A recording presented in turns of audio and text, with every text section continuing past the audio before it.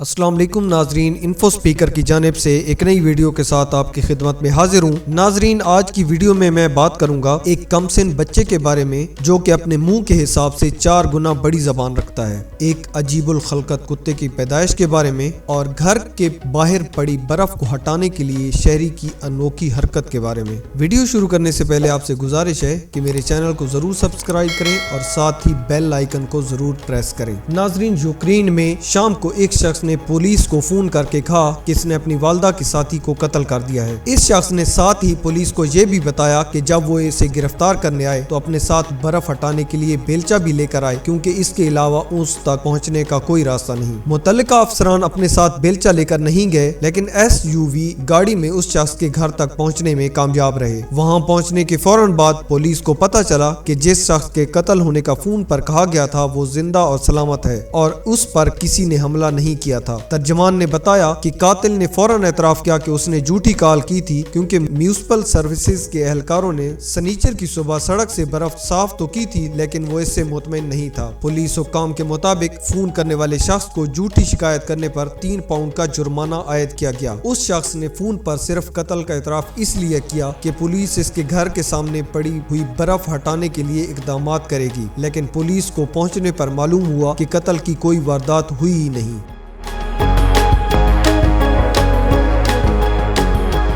ناظرین، امریکی ریاست پینسلوانیا میں تھامس نامی بچے کی پیدائش ہوئی۔ 2 ہفتے بعد کم سن کی زبان منہ کے حساب سے 4 گنا بڑی دیکھی گئی۔ بچے کی سنگین حالت کو مد نظر رکھتے ہوئے ڈاکٹروں نے 2 انچ زبان سرجری کے ذریعے کاٹنے کا فیصلہ کیا۔ پیدائش کے 2 ہفتوں کے بعد ہی بچے کی سرجری ہوئی، تاہم آپریشن کے بعد بھی کم سن کی زبان غیر معمولی طور پر بڑھ رہی تھی، جس پر ماہرین کو تشویش ہوئی۔ تھامس کی زبان بڑی ہونے کے باعث اسے سانس لینے میں مشکلات پیش آتی تھی۔ سرجری میں 2 انچ زبان کاٹ تو دی، لیکن اب بھی ڈاکٹروں کو خدشہ ہے کہ وقت گزرنے کے ساتھ ساتھ زبان دوبارہ بڑھ سکتی ہے۔ طبی ماہرین کا کہنا ہے کہ یہ ایک نایاب بیماری ہے جسے بیک وتھ وائڈمن کہتے ہیں۔ اس مرض کے باعث نوزائیدہ بچے کی جسم کا کوئی بھی اعضاء حجم کے لحاظ سے غیر معمولی طور پر بڑا ہو سکتا ہے۔ ڈاکٹروں کے مطابق یہ بیماری ہر 15,000 بچوں میں سے ایک کو ہوتی ہے۔ تھامس کے کیس میں اس بیماری کی علامت زبان پر نمودار ہوئی، جس کے باعث اسے کھانے پینے، سانس لینے سمیت دیگر پیچیدہ مسائل کا سامنا تھا، تاہم ماہرین اب تک زبان کی بڑھوتری روکنے کا علاج دریافت نہیں کر سکے۔